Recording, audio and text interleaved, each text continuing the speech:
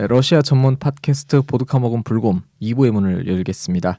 저희가 2부에서는 러시아의 억만장자들, 일명 올리가르히라는 집단에 대해서 조사를 좀 해봤습니다. 러시아가 억만장자가 굉장히 많은 걸로 알고 있는데요. 어떻게 해서 그들은 그런 막대한 부를 쌓을 수 있었는지 올리가르히의 꿈을 살짝 꿔보면서 2부를 진행해 보도록 하겠습니다. 올리가르히라는 용어 자체에 대한 정의부터 먼저 내려봐야 될 것 같은데요. 이게 올리가르히가 딱 들어도 러시아어는 아니에요. 그리스어인데 이게 러시아에서 생겨난 말은 아니고 옛날 그리스의 과두 정치에 몇 명의 사람이 그 국가의 권력, 정치 권력을 독점한다는 게 그 그리스어로 발음이 정확한지 모르겠지만 올리가르히아라고 한다고 하더라고요. 그런데 이제 그 하는 사람이어서 올리가르흐인데 이게 90년대 러시아에서는 국가 경제의 상당 부분을 차지하는 소수의 사람이다라는 의미에서 이게 우리말로 하면 과두재벌로 표현을 하죠. 그러니까 올리가르가 원래 이음은 아니었는데 90년대 이후 러시아에서 이 올리가르 이런 과두재벌들을 지칭하면서 전 세계적으로 굉장히 유명해진 단어입니다. 올리가르의 등장 배경을 말씀드리려면 먼저 이게 소련 시기의 경제가 얼마나 위태로웠나를 말씀드려야 될 텐데 고르바초프 마지막 소련의 서기장이었죠. 이 사람이 이제 80년대 중반에 소련 서기장으로 오르게 됩니다. 그런데 이미 그 당시에는 소련 경제의 문제점이 너무나 적체되어 있어서 무언가는 해야 될 상황이었어요. 그래서 이제 고르바초프 서기장이 당시에 이거 뭔가 게임의 룰을 바꿔야겠다. 이 기존의 경제 체제로는 소련이 망할 수밖에 없다라고 해서 그 경쟁력, 생산성 향상을 위해서 시장 경제의 기능을 일부 이제 소련에 이식을 하게 됩니다.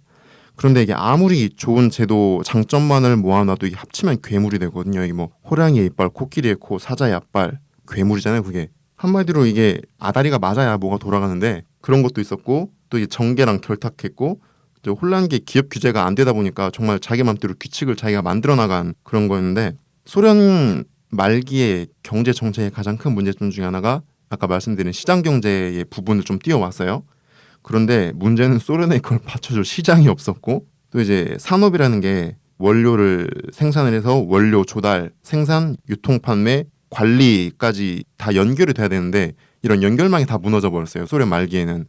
가장 또 큰 문제 중에 하나가 시장 경제를 하려면 제대로 해야 되는데 정부에서 이권을 가지고 있던 사람, 아까 일부에서 말씀하셨던 것처럼 이권을 가진 사람이 그걸 안 놓으려고 하기 때문에 이게 시장 경제도 아니고 이것도 아니고 이게 경영의 자유화는 줬는데 가격을 맘대로 정하게 또 안 만들어 놓은 거예요. 그러니까 기업들이 뭔가 이건 아니지라고 할 수밖에 없는 정말 이도저도 아닌 그런 상황이었어요. 또 이 시기에 이제 소련이 그렇게 해체되고 나서 옐친 대통령이 등장을 했잖아요. 이제 80년대 말부터 사회주의 국가들이 많이 자본주의로 이행을 하면서 그런 체제 이행에 크게 두 가지 방법이 있는데요. 이게 점진적 개혁과 충격요법이 있습니다.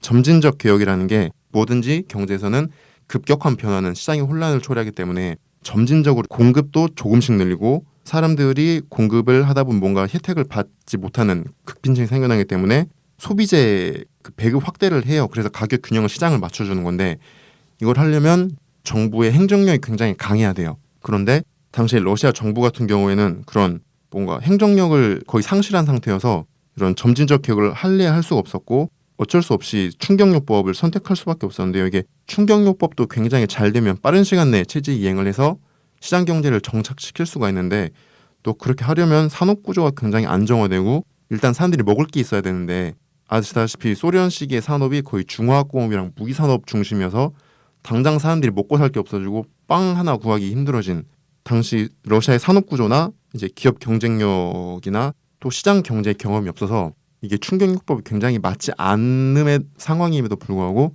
충격요법을 택할 수밖에 없었기 때문에 당시에 러시아 초기만 해도 경제가 거의 파탄 지경에 이르게 됩니다. 올리가르히를 중심으로 시기를 나눠보자면 90년대와 2000년대 이후 이제 푸틴 전과 후로 나눌 수 있겠는데요. 푸틴 전에는 올리가르히의 전성시대라고 볼 수 있습니다. 일부에서 말씀드렸던 것처럼 옐친 대통령이 강력한 리더십을 발휘하지 못하면서 올리가르히들이 어떻게 보면 요리하기 굉장히 쉬웠는데요. 이러한 과정에서 이제 소련식의 국가 자산을 이제 사유하는 과정에서 올리가르히들이 자신의 입맛에 맞는 방법으로 부당이득을 굉장히 많이 취하게 됩니다. 러시아 초기에 이제 국영 기업들을 사유화시키는 과정에서 바우처들을 나눠주는데 이거를 이제 당시에 소련 말기에 주요 산업 부처 관련에 있던 사람들이 그 사람들 다 알았잖아요. 어떠한 게 알짜배기 기업이라는 걸 미리 다 알아서 그 관련 바우처들 다 사모았고 정작 그곳에 일했던 노동자들은 이게 모르잖아요. 이게 바우처라는 게 뭔지도 모르는데 그런 거 나눠주니까 누가 뭐 술 몇 봉 준대 팔아. 그래 알아서 팔게. 그런 상황이 돼버리는 거예요. 바우처가 일종의 뭐 주식 같은 개념이었나요? 주식을 살 수 있는 교환권 같은 거예요. 아, 바우처가? 예, 이게 바우처를 내면 뭐 내가 이 기업의 주식을 얼만큼 사고 싶다라고 물론 돈 한정은 돼 있지만 교환권 같은 건데 사람들이 이걸 줬지만 어떻게 쓸 줄 몰랐기 때문에 시장 경제에 대한 경험이 전혀 없는 사람들이라 그런 면에서 체제 이행에서 어떻게 보면 국민들의 그 경제 교육도 굉장히 중요한 부분이다라는 걸 시사하고 있고요. 또 굉장히 좀 안 좋은 방법인데 주식담보부 대출이란 게 있어요. 이게 올리가르이가 당시에 은행 설립이 굉장히 그 규제 완화가 굉장히 낮았어요. 규제가. 그래서 올리가르이가 은행을 세우고 정부 어떤 부처나 그 공기업의 주 거래 은행으로 이제 선정이 됩니다. 그러면은 이제 그쪽으로 예산이 들어오잖아요. 그 은행에 돈을 가지고 있는데 그게 어떻게 보면 예금자들한테 받는 돈이 아니라 세금이 쌓이게 되는 거잖아요. 그런데 당시에 정부가 했던 민영화 방법 중에 하나가 그 말씀드린 주식담보부 대출인데 말 그대로 주식을 담보로 잡고 대출을 해오는 겁니다. 국영기업을 올리가르이가 차린 은행에다가 주식을 담보로 맡기고 국가 예산을 다시 가져오는 거예요. 정부는 당시에 급전이 필요했고 그 돈을 가져올 수 있는 방법은 올리가르히가 차린 은행에 국영 기업의 주식을 담보로 주고 돈을 받아와서 그걸 예산으로 집행을 하는 방식. 네. 정부가 다시 돈을 갚고 주식을 찾아가지 못하기 때문에 자연히 그 담보가 은행께 되는 거죠. 또 그때 팔린 기업들이 거의 다 석유가스 기업들이 많이 팔렸어요. 그런 방식으로. 덩치가 크기 때문에 은행에다 한 번에 원큐로 팔아버려서 엄청난 이익을 남겼죠. 이때. 옐친 2기에는 어떻게 보면 1세대들이 너무 얼굴이 많이 팔리다 보니까 여론이 굉장히 좋지 않았어요. 그래서 뭔가 뉴페이스 얼굴마담을 내세워서 그 자신의 사업을 확장했는데 그 가운데에서 또 아마 이름 많이 들어보셨을 텐데 아브라모비치 있잖아요. 그 첼시 구단주. 이 사람이 그 2세대 올리가르의 대표적인 사람 중에 한 명입니다. 이렇게 옐친 2기에도 아까 일부에서 나왔던 것처럼 어떻게 보면 옐친을 재선시킨 게 올리가르들이었기 때문에 이런 유착 관계에는 더욱더 강해지게 됩니다. 올리가르들이 이제 관료로도 진출을 하는데요. 정말 유명했던 몇 년 전에 영국에서 사망했었죠. 베레조프스키. 영국에서 망명 생활했던 이 사람이 그 옐친 2기 때는 국가안보회의 부석이었습니다. 또 국회의원까지 있었고요. 포타닌이라는 지금도 건재한 올리가르인데 이 사람은 당시에 제1부총리까지 맡을 정도로 정경유착이 굉장히 심해지는 아주 절정을 달렸던 시기였습니다. 그런데 2000년에 이제 푸틴 대통령이 집권을 하면서 상황은 역전이 됩니다. 베레조프스키가 푸틴을 홍보해준 인물 아니에요? 네, 그 베레조프스키가 일부에서 말씀드렸던 것처럼 처음에 이제 푸틴 대통령이 당선되기까지 굉장히 큰 힘을 실어준 인물이거든요. 그래서 방송사를 가지고 있었는데 방송사를 통해서 푸틴의 굉장히 긍정적인 이미지를 부각을 해주고 푸틴을 대통령으로 되게끔 도와줬는데 이제 굉장히 그 안타까운 사건이 하나가 발생을 했어요. 푸틴이 대통령이 된 이후에 그 러시아 핵잠수함이 폭발을 하면서 거기에 타고 있던 선원들, 그 100여 명이 넘는 선원들이 수몰이 돼서 이제 죽게 되는 그런 아주 비극적인 사건이 발생을 했는데 그 당시에 푸틴 대통령이 공교롭게도 휴가 중이었어요. 그 사실을 어쨌든 보고를 받았을 텐데 바로 복귀를 해서 상황에 대처한 게 아니라 그 휴가를 끝까지 썼단 말이에요. 일주일 동안. 그래서 그 이후에 여론이 굉장히 안 좋아졌어요. 푸틴 지지율이 10%나 떨어졌거든요. 일주일 만에. 사람들이 안 좋게 생각하는 내용을 그대로 보도를 한 거예요. 근데 그걸로 인해서 푸틴의 굉장히 큰 공분을 사게 되고 때마침 또 이제 올리가르히를 척결을 해야겠다라고 생각을 한 그 푸틴의 계획과도 맞물려 가지고 베레조프스키가 푸틴의 또 희생양이 되었죠. 푸틴이 옐친 패밀리는 지켜줬거든요. 그런데 올리가르이는 어떻게 보면 분리를 시켜서 굉장히 정치적으로 또 잘 써먹은 것 같아요. 어떻게 보면 옐친 패밀리보다 그 올리가르에 대한 국민들의 공분이 굉장히 컸기 때문에 나쁜 놈들을 때려잡는 착한 사람, 정의의 사도 그런 이미지를 좀 더 구축할 수 있었던 것 같습니다. 말씀드린 그 2000년대는 어떻게 보면 길들여진 올리가르의 시대라고 할 수 있는데요. 길들여지지 않은 사람이 대표적인 3명이 있습니다. 베레조프스키, 구신스키, 호도르콥스키 세 사람인데 굉장히 강도 높은 기업 조사를 펼친 끝에 거금의 벌금을 맞고 잠깐 구속되었다고. 어떻게 보면 약간 푸틴 대통령도 그 둘을 너무 감옥에 넣고 있기에는 정치적인 리스크가 있었던 것 같아요. 그래서 약간 틈을 줘요. 길을 열어주니까 그 사이에 두 명 다 이제 영국으로 도피를, 한 명은 영국, 한 명은 또 스페인으로 갔었고, 호도르콥스키 같은 경우에는 말을 안 들어도 너무 안 들어가지고 감옥에 10년 가까이 있다가 최근 소치 올림픽 전에 출소를 했어요. 특별 사면을 받아서 지금 스위스에 거주 중으로 알고 있습니다.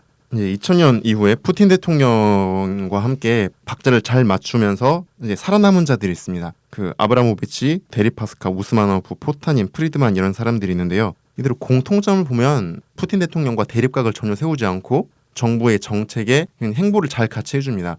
어떻게 보면 이 사람들도 자신이 알았던 것 같아요. 자신들의 그런 부의 축적 과정이 떳떳하지만은 않았다는 걸 알고 있어서 정부에서 하는 메가 프로젝트에 아주 큰 투자를 감행하고, 푸틴 대통령이 분명히 경고를 했거든요. 2000년 대통령 되고 나서 기업인들은 이제 정치에서 손 떼라. 지금 손 떼면 과거 일은 다 덮어주겠다라고 했는데 앞에 말씀드린 세 명은 이게 손을 털지 못하고 살아남은 사람들은 손 털고 푸틴 대통령과 함께 지금까지 잘 오고 있습니다. 그 말씀하셨던 것 중에서 자산의 취득 과정에서 불법이 있었기 때문에 그거를 뭐 반성을 하는 의미에서 절대 투자했다고 보기는 어렵고요. 원래 그렇잖아요. 사람이 손에 쥔 거를 놓기가 굉장히 힘들잖아요. 근데 이제 푸틴 대통령이 워낙 그 올리가르에 대해서 강경한 입장을 보이니까 본인도 살아남아야 하기 때문에 그런 의미에서 경제적으로 뭐 국가에 기여를 많이 하려고 하고 있죠.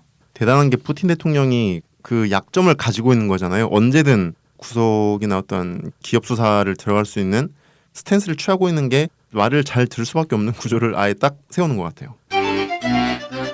푸틴 대통령이 지금 애국주의와 민족주의를 적절하게 섞어서 지지도를 올리고 있잖아요. 그런데 이 뒤를 이을 수 있는, 제가 보기에는 요즘 가장 세게 떠오르는 잠룡 중에 한 명이 드미트리 로고진, 지금 제1부총리죠. 이 사람이 지금 이 사람인 것 같은데, 이 사람도 실로비키 출신이에요. 그런데 오히려 메드베데프 대통령보다 요즘 더 이런 민족주의 관련해서 언론에 많이 노출되고 푸틴 대통령의 이미지를 약간 씌워가고 있는 것 같더라고요. 그래서 대통령이 언제 물러날지는 모르겠지만 가장 강한 정치적 카리스마를 보여주는 사람이 이 드미트리 로고진 부총리고요. 두 번째로는 아까 일부에서도 말씀드렸던 세르게이 쇼이그 지금 국방장관인데요. 이 사람도 실로비키입니다.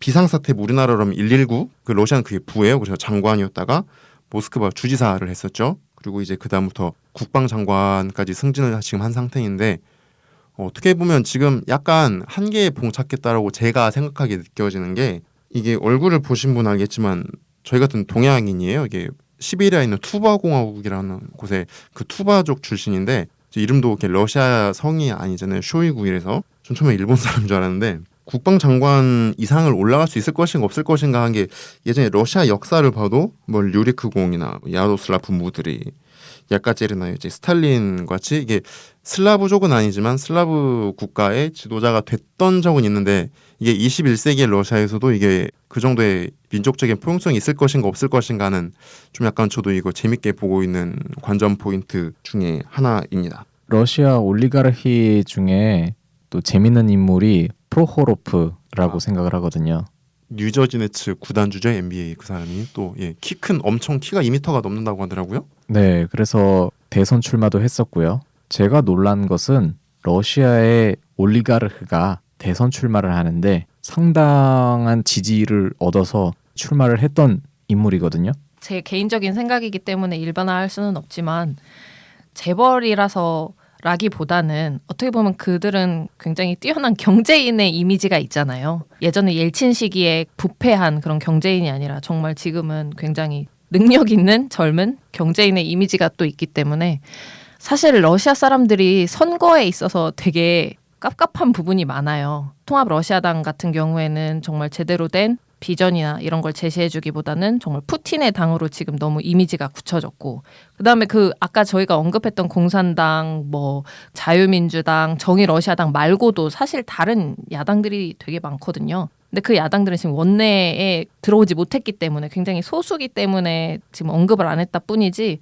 그 야당들도 되게 많은데, 뭐 이렇다 할 정말 제대로 된 공약을 내세우는 그런 정당이 없기 때문에 사람들이 선택할 수 있는 범위가 아까 말씀드렸던 것처럼 푸틴 아니면은 극우주의 아니면은 정말 노동자 일부 계층들을 옹호하는 당이 있긴 하지만 굉장히 소수고 아니면은 그 신흥 재벌가 경제인이기 때문에 그런 면에 있어서는 지금보다는 좀 더 경제적으로 나아졌으면 좋겠다라고 생각을 하기 때문에 그들을 지지하는 세력이 그렇게 점점 커지는 게 아닌가 하는 생각이 듭니다. 푸틴 대통령이 참 보통 사람은 아니구나 생각했던 게 어떻게 보면 다 올리가르들을 다 없앨 수도 있었는데 한번 일단 자기 패를 보여주고 자기 따라오는 사람은 끌어주고 안 따라오는 사람은 쳐내는 걸 과정에서 처음부터 자기랑 안 맞다고 하더라도 어떻게든 그걸 결국엔 자기 정치적인 자산으로 이걸 만들었잖아요. 지금은. 푸틴 같은 경우는 옐친이랑 또 달라서 사실 그런 신흥 재벌들한테 책 잡힐 게 그렇게 많지 않았어요. 뭐 대통령 그 선거 당시에 조금 도움받은 일이 있기는 하지만 그 위에는 솔직히 칼을 휘두를 수 있었던 것도 그만큼 그 푸틴이라는 인물이 이제 정치적인 그런 양력, 그 역사가 짧고 그 신흥 정치적인 세력이었기 때문에 그렇게 할 수 있었지 않나라는 생각이 듭니다. 이제 사회주의에 대한 사회주의 체제에 대한 그런 어떻게 보면 경멸, 실망이 굉장히 심했잖아요. 소련 사람들이. 그래서 소련이 무너진다는 걸 알면서도 자본주의가 좋아서 간 게 아니라 더 이상 사회주의로는 불가능하다는 그 사회주의의 트라우마가 만들어낸 게 올리가르라는 생각이 들더라고요. 이게 올리가르는 정말 말 그대로 자본주의 상징인데 그 자본주의 상징을 만들어낸 게 오히려 사회주의에 대한 트라우마 그런 안 좋은 거였고 또 그로 인해서 생성됐던 그 사회주의의 트라우마 체제 이행에서 생성됐던 90년대 사회 경제 혼란이 지금 푸틴 대통령의 가장 튼튼한 정치적 기반이 아닐까 생각이 됩니다. 트라우마라는 게 어떻게든 다음 세대에 그 영향을 주는 것 같아요. 저 개인적인 생각으로는 그 사회주의에 대한 트라우마는 분명히 존재를 하지만 솔직히 소련 시대에 대한 그런 회귀를 바라는 것까지는 아니지만 그래도 추억을 하시는 분들은 굉장히 많다고 생각을 하거든요. 소련 시절이 그래도 살기 좋았지라고 얘기하는 어른들은 아직까지도 분명히 많고요. 그런 점에 있어서 뭐 올리가르히와 저는 소련 시대에 직접적인 연관을 짓는 거는 잘 모르겠고 대신에 지금 푸틴 대통령의 그 정권이 유지가 되고 뭐 올리가르히가 힘이 어쨌든 지금은 많이 약해진 거잖아요. 예전에 비해서. 그러한 현실 자체가 지금 이제 자본주의라든지 민주주의로 지금 러시아가 나아가고 있는 그런 과정이기 때문에 아픈 단계라고 생각을 해요. 올리가르히. 절대 긍정적으로만 볼 수는 없지만 그렇다고 부정적으로만 평가하기도 좀 애매한. 푸틴 정권에서 살아남은 자들 가장 대표적인 올리가르는 로만 아브라모비치입니다. 우리들한테는 첼시 구단주로 더 유명하죠. 이 사람도 어떻게 보면 베레조프스키 손에서 큰 올리가르예요. 그 얼굴마담격이었는데 베레조프스키가 2000년에 영국으로 망명을 하면서 급처분을 했는데 그걸 굉장히 싼 값에 사서 올리가르 대열에 낄 수 있었고 그래서 나중에 베레조프스키가 아브라모비치한테 소송을 걸어요. 결국에는 베레조프스키가 패소를 하게 됩니다. 그랬었고 블라디미르 포타니인이라는 사람이 있는데 이 사람이 아까 말씀드린 그 굉장히 복잡한 주식담보부 대출의 황제라고 볼 수 있어요. 그걸로 해서 엄청난 부를 쌓아서 지금도 손꼽히는 재벌로 들고 있습니다. 3세대라고 저는 이제 구분을 약간 지었는데요. 최근 이제 2010년 이후에 떠오르는 올리가르이들을 꼽자면 이제 올해 2016년 기준으로 보니까 레오니드 미헬손이라는 사람이 지금 러시아 1위 부호더라고요. 올해 기준으로 자산이 144억 달러고 비교를 하자면 이건희 회장님이 126억 달러라고 합니다. 물론 지금 이건희 회장 같은 경우에는 아들한테 어느 정도 이렇게 승계 과정에 있어서 약간 빠진 걸 감안하더라도 굉장히 돈이 많은 사람인데 이것도 보면 이게 아빠가 그 미헬손이라는 사람의 아빠가 소련 시기에 건설 석유 가스 산업부의 산하에 있는 제일 큰 파이프라인 사장이었대요. 이게 어떻게 보면 또 이게 부의 재분배가 안 되고 역시 있는 사람이 계속 갖고 가는 것 그런 느낌도 있고 또 재밌는 사람이 하나 있는데 그 알리셰르 우스마노프라는 사람이에요. 뭐 많이 들어보셨을 텐데 러시아에서 연수하셨거나 공부하셨던 분들은 뭐 콤메르산트 유명한 잡지죠. 메일 또치가루 우리나라의 N 모사와 같은 그런 곳이고 STS라는 텔레비전도 있잖아요. 다 보유하고 있는데 재밌는 건 이 사람이 페이스북의 굉장히 초기 투자자 중에 한 명이에요. 엄청 떼돈 벌었다고 하더라고요. 이 사람이 2008년 9년 약간 이제 글로벌 금융위기 올 때쯤인데도 과감한 투자를 했다가 아주 큰 이익을 받고 이 사람이 최근에는 이제 페이스북에서 돈을 좀 약간 빼고 알리바바랑 샤오미에 또 요즘 아주 크게 투자하고 있다고 합니다. 주식 관심 있는 분들은 또 사셔도 좋을 것 같아요. 올리가르히가 어떻게 보면 이제 소련 해체 이후에 룰이 없을 때 자기들이 룰을 만들어 나가면서 또 이게 러시아 정계랑 결탁해서 남들보다 빠르게 머리를 굴려서 자산을 증식한 사람들인데 이게 또 너무 나쁘게만 볼 게 아니라 좋게 말하면 또 이게 변화의 소용돌이 한가운데에서 허술한 자본주의의 원칙을 먼저 잘 이해한 기민한 사람들인 것 같아요. 실제로 이 사람들이 또 무역에도 종사하면서 그 물자가 부족할 때 많은 뭐 생필품들을 러시아로 조달도 했었거든요. 또 그런 면도 있기 때문에 무조건 나쁘다라고만 할 수 없고 그런 것 같아요. 이게 옛날에 어떤 현상이 좋았든 안 좋았든 다 그럴 만한 이유가 있었기 때문에 이런 사람들도 가운데서 자신의 야망을 충분히 펼쳤던 사람들이 아닌가. 다만 그 방법이 아주 도덕책에 나올 만한 방법은 아니다. 뭐 그런 생각입니다. 정말 올리가르히들에 대한 수많은 또 자료들이 있잖아요. 그들은 우리랑 좀 다른 세계의 사람들이니까 저희가 적당히 올리가르히들을 알아보는 시간을 가졌던 것 같습니다.